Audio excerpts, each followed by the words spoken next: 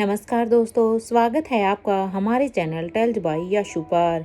यहाँ पर आपको मिलेंगी रोचक और सस्पेंसफुल कहानियाँ। अगर आपको यहाँ पर हमारी कहानियाँ पसंद आती हैं तो कृपया करके आप हमारी वीडियोस को लाइक करें, इसको अपने दोस्तों को साथ शेयर करें और साथ के साथ अपना कमेंट करना ना भूलें।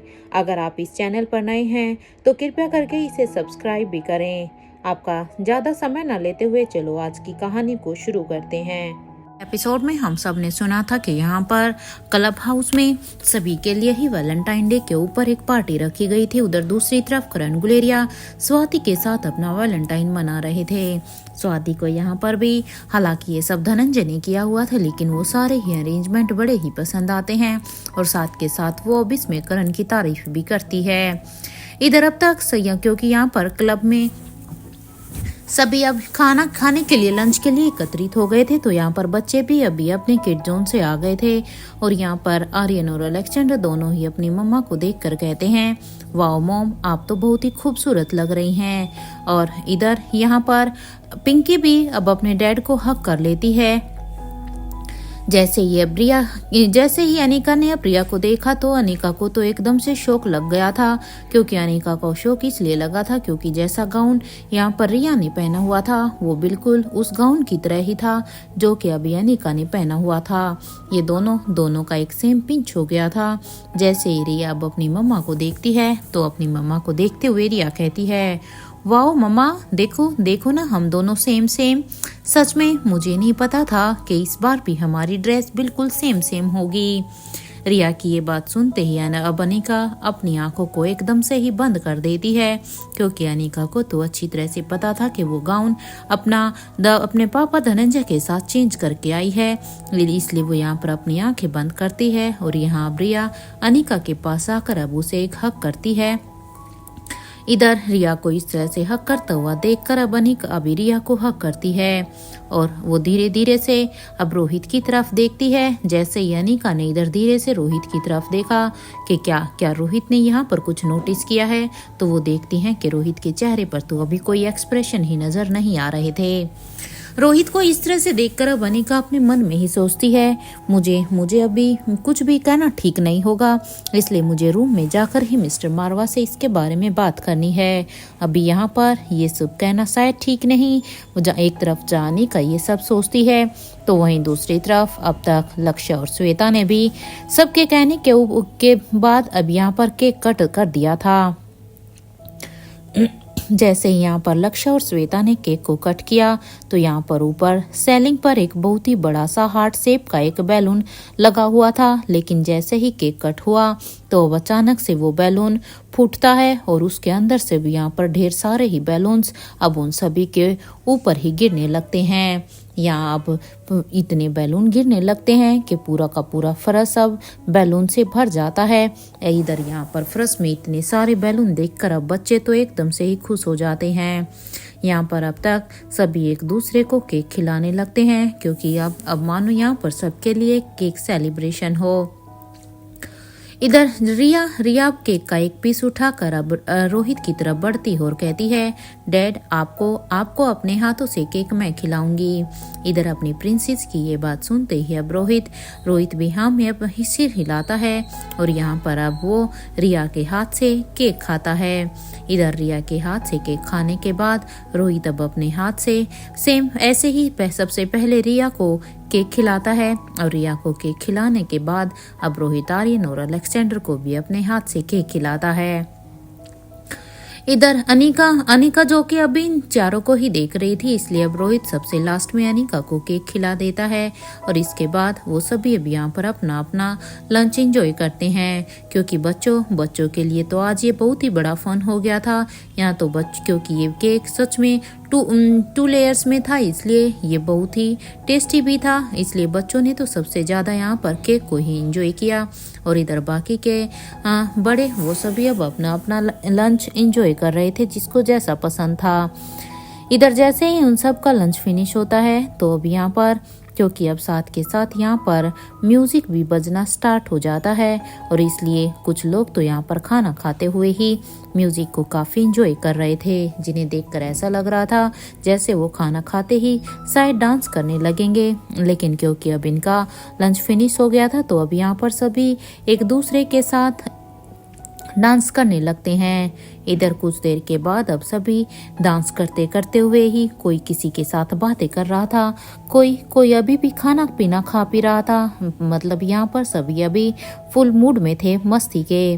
और यहाँ पर अब जो कि अब जब धीरे धीरे सब थकने लगते हैं तो इधर कुछ ही देर के बाद अब भूमिका कहती है, हेलो हेलो बॉयज, एक मिनट। अब ये जैसे ही भूमिका ये कहती है तो भूमिका की बातों को कोई नहीं सुनता। तो भूमिका यहाँ पर म्यूजिक सिस्टम के पास जाती है और अब वो यहाँ पर म्यूजिक को बंद कर देती है। जो लोग अभी भी डांस कर रहे थे, जैसे ही यहाँ पर म्यूजिक बंद हुआ तो वो हैरानी से भूमिका को देखने लगते हैं। इधर भूमिका ने जब देखा कि म्यूजिक बंद होते ही अब सभी लोग बस उसी की तरफ ही देखते हैं तो अब भूमिका कहती है, चिल ऑन गाइस, मैं ये पूछ रही हूँ कि बॉयज के गेम का क्या, क्योंकि हम सबका तो गेम हो गया था ट्रूथ एंड डेयर का, लेकिन अब क्योंकि इन्होंने बोला था ना इनका गेम एक सरप्राइज है, तो चलो अब इनके गेम की बारी है। क्या कहती हो लड़कियों इस सब में? अब यहाँ पर भूमिका की इस बात पर अब यहाँ पर सारी की सारी ही लड़कियां अब चीयर्स करती हैं। तो इधर इस भूमिका की इस बात को सुनकर अब यहाँ पर आकाश गुलेरिया कहता है, हम लड़कों ने तो अपना डेयर पहले से ही चूज कर लिया है ना भूमिका, तो और कौन सी गेम की बात कर रही हो? क्योंकि यहाँ पर आकाश की ये बात सुनते ही अब सारी की सारी लड़कियां अब अपने अपने पार्टनर की तरफ हैरानी से देखने लगती हैं कि उन्होंने ऐसा कौन सा डेयर चुन लिया जो अब तक इन्हें नहीं पता है, क्योंकि बॉयज ने तो अभी तक कोई गेम खेला ही नहीं है। अब इधर ये सुनते ही अब श्वेता लक्ष्य की तरफ घूर घूर कर देखती हो और अब वो कहती है, कब किया आपने ये गेम? मैंने तो नहीं देखा। अब यहाँ पर लक्ष्य अब अपने कंधे को उचकाते हुए एक स्माइल करता है। तो इधर अब श्वेता कहती है, वैसे क्या डेयर है आपका, मुझे भी तो पता चले। श्वेता की इस बात पर अब लक्ष्य कहता है, एक candle light dinner for us. अब जैसे यहाँ पर लक्ष्य ने ये कहा तो अब यहाँ पर श्वेता अब उसके हाथ पर मारते हुए कहती है, लक्ष्य जी सच में ये कोई डेयर होता है क्या? मतलब अगर आप हमारे साथ कैंडल लाइट डिनर करेंगे तो ये आपके लिए डेयर है? सीरियसली ये सोचते हैं आप मेरे बारे में? इधर श्वेता की इस बात पर अब लक्ष्य कहता है, अरे सॉरी, मैं तो देखो श्वेता जी मजाक कर रहा था, प्लीज आज के दिन तो नाराज मत होना। इधर लक्ष्य की इस बात को सुनकर अब श्वेता कहती है, हाँ तो नाराज कर तो आप ही रहे हैं ना, क्योंकि मेरे साथ कैंडल लाइट डिनर करना आपको डेयर लगता है? Like seriously? अब यहाँ पर श्वेता को इस तरह से फिर से थोड़ा सा नाराज होते हुए यहाँ पर लक्ष्य अपने दोनों ही कानों को अपने हाथों से पकड़ते हुए उसे सॉरी बोलते हैं। इधर यहाँ पर लक्ष्य को इस तरह से करता हुआ देखकर अब श्वेता के चेहरे पर एक स्माइल आ जाती है। तो वहीं दूसरी तरफ सनी और ओमकार मुक्ता और प्रीति से कहते हैं, be ready girls for a surprise, क्योंकि देखो हमने आप दोनों के लिए एक सरप्राइज प्लान किया है। क्या आप इसे देखना चाहेंगी? अब यहाँ पर जैसे ही ओमकार और सनी ने एक साथ प्रीति और मुक्ता से ये कहा तो प्रीति और मुक्ता एक पल के लिए तो आपस में एक दूसरे को देखती हैं, फिर वो सनी और ओमकार को देखती हैं और अब वो दोनों ही एक साथ कहती है, या वी आर रेडी, लेकिन वो सरप्राइज है क्या? यहाँ पर उन दोनों की इस बात को सुनकर अब सनी कहता है कि देखो सरप्राइज तो सरप्राइज ही होता है ना, इसलिए अगर तुम्हें सरप्राइज चाहिए है तो फिर अभी तुम दोनों को यहाँ से चलना होगा, क्योंकि वैसे भी यहाँ पर पार्टी हमारी एंजॉय हो चुकी है, इसलिए हमें अब अपने सरप्राइज की तरफ जाना चाहिए। अब यहाँ पर उसकी ये बात सुनते ही अब मुक्ता और प्रीति दोनों ही हाँ में अपना सिर हिलाती हैं और वो जैसे ही वो हाँ में अपना सिर हिलाती हैं तो इधर सनी और ओमकार दोनों ही अपने अपने पार्टनर के आगे अब अपना हाथ रख देते हैं और ताकि यहाँ पर वो अपने अपने पार्टनर का हाथ पकड़ कर चलें। इधर जैसे ही सनी और ओमकार ने मुक्ता और प्रीति के सामने अपना अपना हाथ किया तो वो दोनों भी अब अपना अपना हाथ सनी और ओमकार के हाथ में दे देती हैं और इधर ये चारों के चारों यहाँ से चलने लगते हैं। इधर इन चारों के जाने के बाद अब यहाँ पर एक एक करके अब सभी अपनी अपनी गाड़ियों में बैठ जाते हैं, क्योंकि यहाँ पर सभी ही बॉयज ने अपने अपने तरीके से अब अपने पार्टनर के का वैलेंटाइन डिसाइड किया हुआ था।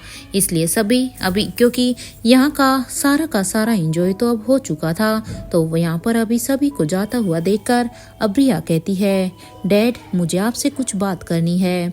रिया की इस बात को सुनकर जहाँ रोहित मारवा अभी यहाँ पर जो लोग बचे हुए थे उनसे बात कर रहा था, तो अभी रोहित उन्हें एक्सक्यूज मी कहकर अब वहाँ से आता है और अब वो रिया से कहता है, हाँ मेरी प्रिंसेस बोलो, क्या बात करनी है आपको अपने डैड से। इधर अब अपने डैड की ये बात सुनकर अब रिया कहती है, डैड वो क्या है ना कि मुझे भी आपके साथ मारवा हाउस जाना है। देखो ना डैड, कितने दिन हो गए हैं, मैं मारवा हाउस जाना चाहती हूँ आप लोगों के साथ। इधर रिया की ये बात सुनते ही अब रोहित कहता है, ठीक है रिया, अगर आप मारवा हाउस में चलना चाहती हैं तो चलिए, कोई बात नहीं। अब रोहित की ये बात सुनते ही अब रिया एकदम से खुश हो जाती है, क्योंकि रिया यहाँ पर मारवा हाउस जाना चाहती थी, इसलिए उसके चेहरे पर तो खुशी साफ साफ दिखाई दे रही थी।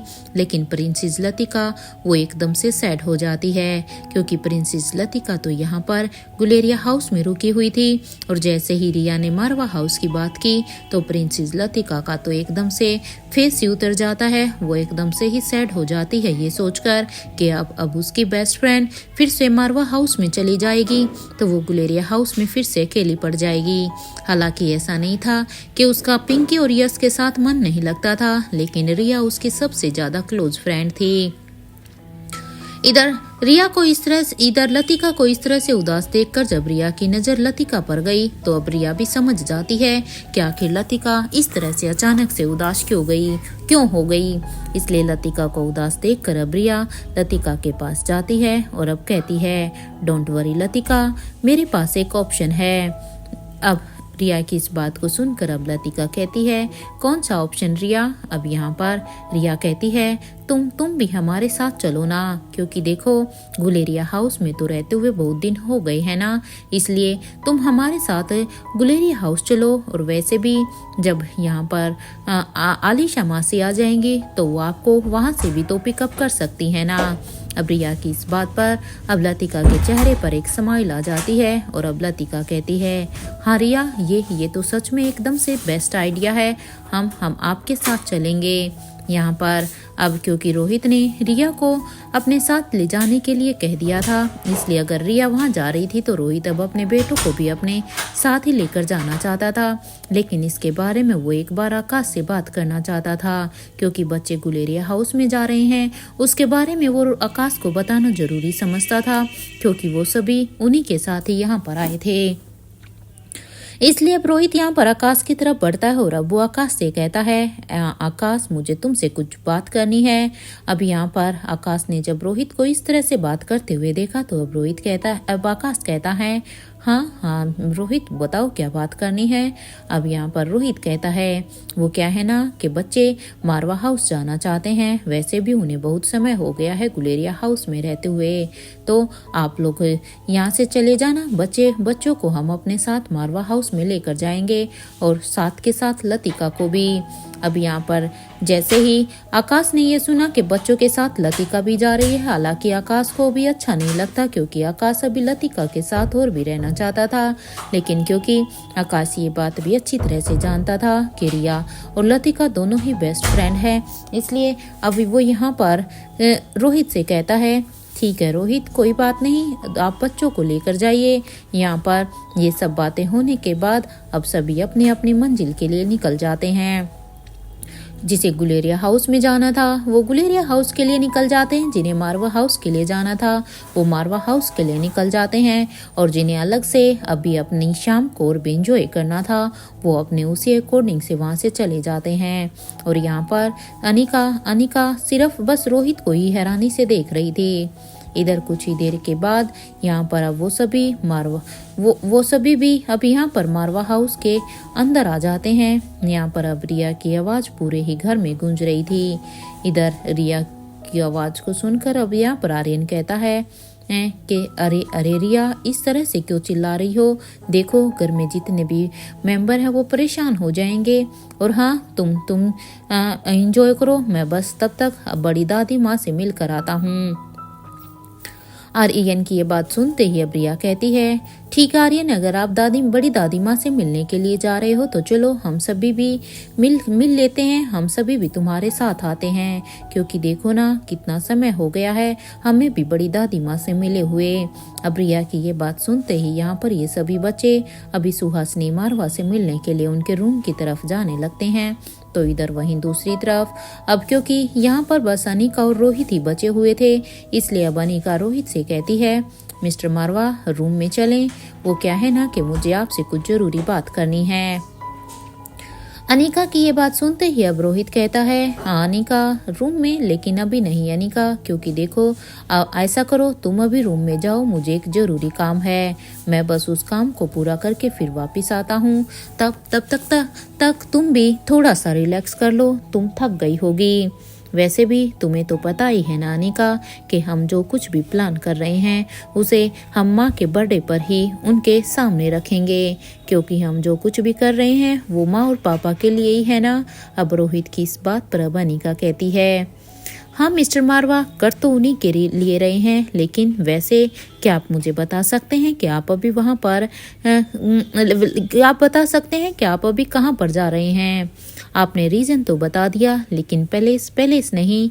अनिका की इस बात पर अब रोहित कहता है, वो क्या है ना अनिका, मैं गुलेरिया हाउस के फार्म हाउस में जा रहा हूँ, 2 दिन बाद स्वाति माँ का बर्थडे है ना, तो उनके बर्थडे के लिए कुछ तैयारियां भी तो करनी है ना। और वैसे भी तुम तो अच्छी तरह से जानती हो ना कि इतने सालों के बाद स्वाति माँ जब हमारे साथ अब यहाँ पर आकर रह रही है, तो अब हमारे भी कुछ फर्ज बनते हैं। जितनी भी चीज़ें उन्होंने अपने लाइफ में मिस की है, तो भी जितना भी समय है हमें उनके लिए उन सभी चीज़ों की भरपाई जो करनी है, ताकि उन्हें भी एक साथ प्यार से रहने का, क्योंकि जो चीज़ उन्होंने आज तक मिस की हैं अब समय आ गया है उन्हें सब कुछ वापस देने का, क्योंकि उन सभी चीज़ों पर उनका हक बनता है अनिका।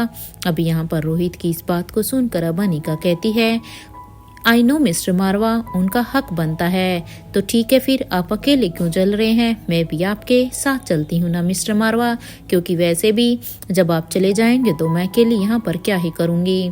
अब अनिका की ये बात सुनते ही अब रोहित कहता है, आर यू श्योर अनिका, वो क्या है ना, मेरा मतलब है कि तुम थक गई होगी, इसलिए मैंने तुम्हें अपने साथ चलने के लिए नहीं कहा। रोहित की इस बात पर अब अनिका कहती है, क्या आप नहीं थके हैं क्या मिस्टर मारवा, क्योंकि देखिए मैंने तो ये सब अरेंज भी नहीं किया है, आपने तो इतना अच्छा पार्टी अरेंज किया हुआ था, तो आप भी तो थक ही गए होंगे ना। अब अनिका की ये बात सुनते ही अब रोहित कहता है, काम बहुत ही ज्यादा है अनिका, थक तो देखो मैं भी गया हूँ, लेकिन मेरे पास अभी आराम करने के लिए समय नहीं है, क्योंकि मेरे पास टाइम कम है और काम ज्यादा, इसलिए मुझे अभी के भी निकलना होगा। रोहित की ये बात सुनते ही अब अनिका कहती है, ठीक है ना मिस्टर मारवा, जहाँ आप अकेले लगे हुए हैं वहाँ मैं भी आपका साथ तो दे ही सकती हूँ, इसलिए तो मैं आपको कह रही हूँ कि मुझे भी आपके साथ जाना है, क्योंकि फिर हम मिलकर इस काम को कर लेंगे, इसलिए मुझे भी चलने दीजिए। अब ये सुनते ही अब रोहित कहता है, मैं तुम्हें मना नहीं कर रहा अनिका, ठीक है, अगर तुम चलना ही चाहती हो तो चलो, लेकिन हाँ पहले तुम चेंज कर लो, क्योंकि तुम इस गाउन में परेशान हो गई होगी। रोहित की ये बात सुनते ही अब अनिका कहती है, नहीं मिस्टर मारवा, मैं ठीक हूँ, और वैसे भी इस गाउन के साथ वहाँ पर मैं जा सकती हूँ। अब ये सुनते ही अब रोहित कहता है, ठीक है फिर अगर तुम कंफर्टेबल हो तो मुझे कोई भी प्रॉब्लम नहीं है, वैसे भी मुझे तो तुम इस गाउन में वैसे भी बहुत ही खूबसूरत लग रही हो।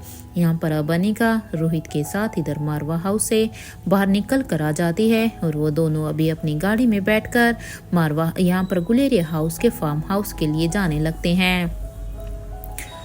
अनिका ने आज गाउन पहना हुआ था, इसलिए यहाँ पर रोहित आज यहाँ पर अपनी गाड़ी को ड्राइव कर रहा था, तो यहाँ अनिका भी रोहित से कहती है, क्या हुआ है मिस्टर मारवा, आप कुछ बोल क्यों नहीं रहे हैं, आप इस तरह से चुपचाप क्यों हैं। अनिका की इस बात पर अब रोहित कहता है, मैं क्या कहूँ अनिका, तुम ही बताओ।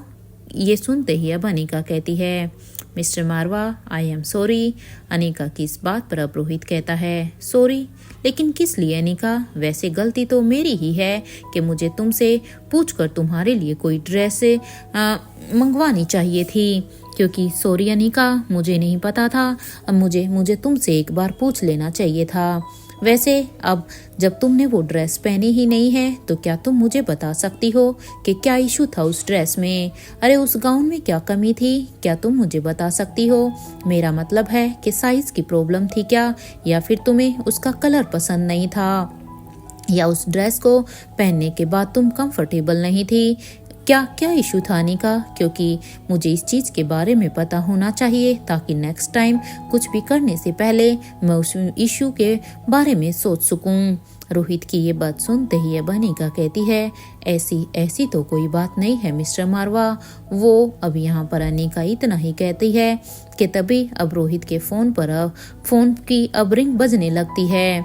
यहाँ जैसे ही रोहित के फोन की बजने की आवाज आती है तो रोहित अब अपने फोन को उठाकर अब उसे स्पीकर पर कर देता है और अब वो कहता है, जी मिस्टर वालिया कहिए, कैसे याद किया आपने? रोहित की इस बात पर अब रोहित को सामने से आवाज आती है, सर आपकी वाइफ के लिए जो गाउन आपने बनवाया था तो मुझे आपकी परमिशन चाहिए थी। क्या उस तरह का एक गाउन मैं और भी बना सकता हूँ? अब उस मिस्टर वालिया की आवाज पर अब रोहित कहता है, जी हाँ आप कर सकते हैं। और हाँ, मैंने जो कुछ साड़ी के डिजाइन आपको दिए थे ना, उन सभी को अभी मत बनाइएगा। वो क्या है ना कि कल मेरी वाइफ आपके ऑफिस में आकर आपको अपनी पसंद के अकॉर्डिंग उनमें कुछ चेंज करवा देगी, क्योंकि एक्चुअली वो मेरी वाइफ की पसंद के अकॉर्डिंग नहीं थे। तो अभी के लिए उन्हें होल्ड पर रखना। जब वो कल आकर आपको इसके लिए अलो करेगी तभी आप उनको बनाना, क्योंकि वो क्या है ना कि मेरी वाइफ की पसंद से ही आप साड़ियों को आगे बनाना शुरू करना। कहीं ऐसा ना हो कि मेरी वाइफ है कि फिर वो पसंद के अकॉर्डिंग ना हो। इधर रोहित की ये बात सुनते ही अब मिस्टर वालिया कहते हैं, ठीक है सर, कल तक मैं उनका वेट कर लूंगा।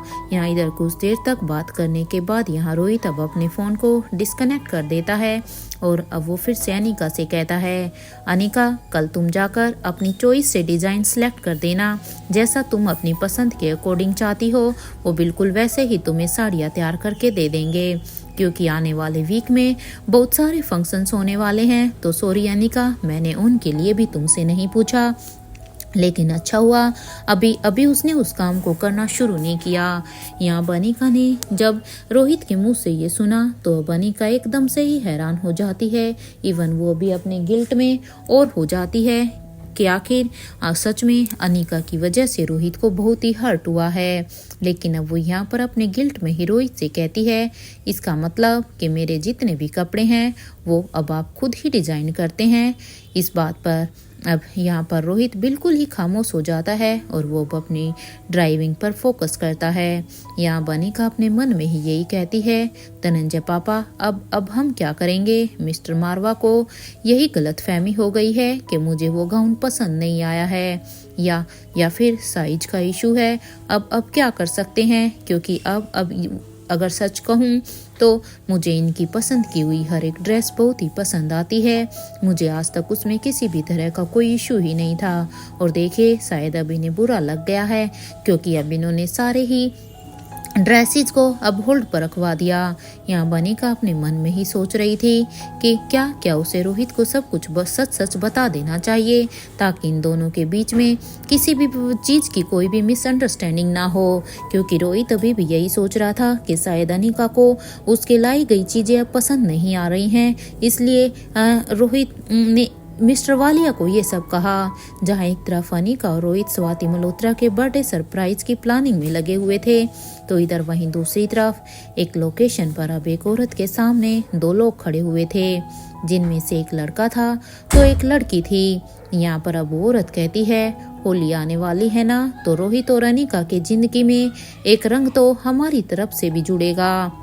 अब उसकी ये बात सुनते ही अब वो आदमी कहता है, आपने हमें यहाँ पर क्यों बुलाया है? अब उस आदमी की इस बात पर अब वो औरत कहती है, क्योंकि तुम्हें बता सकूं कि तुम अनिका से प्यार करते थे। अब वक्त आ गया है कि तुम अनिका को अपनी जिंदगी में फिर से शामिल करो। इसके बाद वो अब उस लड़की से कहती है, तुम भी रोहित मारवा से प्यार करती हो ना, तो जाओ जाकर उसे अपनी जिंदगी में हासिल कर लो, क्योंकि तुम दोनों के पास यही एक बेस्ट मौका है अभी अपनी अपनी पसंद को फिर से पाने का। यहाँ पर नेत्रा की इस बात को सुनकर अब वो लड़की कहती है, थैंक यू सो मच। आप हमारी इतनी हेल्प कर रही हैं। मैं आपको बता नहीं सकती कि हमने न जाने कितनी ही कोशिशें कर ली थी अपने प्यार को पाने के लिए, लेकिन हम इतने सालों से अपनी कोशिशों में कामयाब ही नहीं हो पाए। इसलिए थैंक यू सो मच हमारी हेल्प कि आप हमारी हेल्प कर रही हैं। हमारे प्यार को हमारी ज़िंदगी में वापस लाने के लिए बहुत बहुत शुक्रिया। ये सुनते ही अब वो औरत कहती है, अब तुम दोनों यहाँ से जा सकते हो, और हाँ, याद रहे कि मेरी परमिशन के बिना तुम दोनों यहाँ से बाहर नहीं निकलोगे। ये सुनते ही अब वो दोनों कहते हैं, ठीक है, बिल्कुल भी नहीं। वैसे भी आप तो हमें हमारा प्यार दिलाने की में हमारी मदद कर रही हैं, तो हम भला यहाँ से क्यों जाएंगे। यहाँ वो औरत अब अपने मन में ही कहती है, अनिका और रोहित बी रेडी, क्योंकि इस बार मेरा वार सिर्फ एक तरफ से नहीं होगा बल्कि हर तरफ से होगा, क्योंकि इस बार मैं अपनी पूरी तैयारी के साथ आऊँगी। अब क्योंकि एक तरफ से तो शायद तुम दोनों सब चीज़ों को संभाल लो, लेकिन जब चारों ही तरफ से सारी ही चीज़ें तुम्हारे खिलाफ होंगी, तब मैं देखती हूँ कि तुम किस तरह से उस सिचुएशन से लड़ोगे। इसलिए मैं अब तुम दोनों तैयार रहना मेरे वार से। और हाँ पापा, आप टेंशन मत लीजिए, इस बार रानी साहिबा हमारे प्लान में ज़रूर फंसेगी। पिछली बार भले ही वो हमारी जंगल से निकलकर बचकर भाग गए थे, लेकिन अब की बार तो मैंने ऐसे जाल फंसाया है ना कि मेरा जाल ऐसा फैलाया गया है कि अब वो मेरे जाल से निकल ही नहीं पाएंगे। और हमारे वो 4 साथी इस होली में ज़रूर हमारे साथ होली मनाएंगे, क्योंकि बहुत हो गया ये चूहे और बिल्ली का खेल। अब की बार तो देखना, उन चारों को उनसे रिहा करने से कोई भी नहीं रोक सकता। और जैसे ही वो हमारे साथ आएंगे तो इसके बाद तो हमें कोई भी नहीं हरा सकता है, क्योंकि आपको अपने उन चारों साथियों पर इतना भरोसा है ना, तो ठीक है, आपके वो चारों साथी आपको होली से पहले मिल जाएंगे। ये सब कहते हुए ही अब वो औरत जोर से हंसने लगती है।